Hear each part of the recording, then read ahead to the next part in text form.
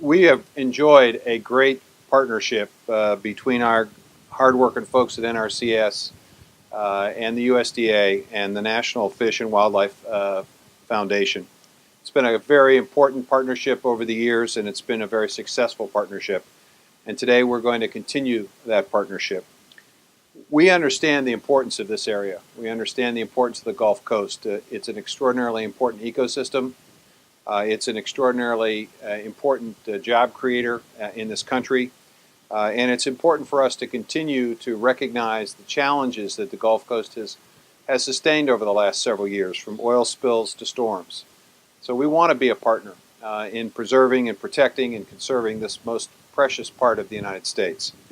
We're excited about the new Farm Bill and the work that Congress and the two senators from this great state, Senator Vitter and Senator Landrieu, worked on this and led the effort to get it passed.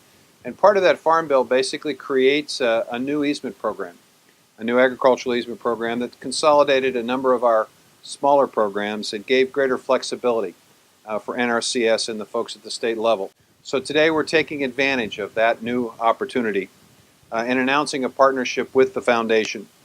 NRCS is initially going to put $20 million into this effort. It's going to be matched by the foundation's $20 million, and so we're going to create a $40 million resource that's going to be made available to working landowners. And it's important to point out this is about working lands. This is not about taking land out of production. This is about making sure that land continues to be productive. Some of those working land owners aren't going to be able to take advantage of some of the oil spill recovery money that might be available in other parts of the 5 coastal states. So we want to make sure that there is a resource available to those landowners who are sort of outside the recovery efforts, that they too can participate in important conservation work. And our partnership with the foundation allows us to consider going into areas that NRCS may not jurisdictionally be allowed to go into areas, urban centers, for example. So a partnership between the foundation and NRCS allows us to reach producers that would not otherwise be reached, and areas of this great area and this great state that would not otherwise be able to be reached. This partnership is really about hopefully leveraging additional resources and encouraging private landowners to come forward. The goal isn't to stop at $40 million. The goal is ultimately potentially to reach $100 million if there's adequate demand. And we're going to really focus on restoring wetlands, restoring coastal dune areas, and just basically focusing on the soil health in the 5-state region. It's about working lands. It's also about working people. These resources are going to help local contractors, local design and engineering firms be able to employ and continue to employ folks to do the conservation work that's so vitally important. NRCS has 1,700 experts around the 5-state area in over 400 offices that are going to be working to identify projects that will be able to take advantage of this $40 million effort. We're excited about this. We're excited to work with our sister agency in the Department of Interior, as well as NOAA, looking at ways in which we can continue to invest in this very special area. The United States, in terms of coastal wetlands, you won't find it any better or in greater abundance than right here in this Gulf Coast area. It's one of the reasons why we continue to invest not just in these conservation efforts, but also in the research. There are a number of research projects that USDA has invested in. In fact, it might be surprising to people from Louisiana to know that over the course of the last 5 to 6 years, USDA alone has contributed $22 billion of activity over our portfolio.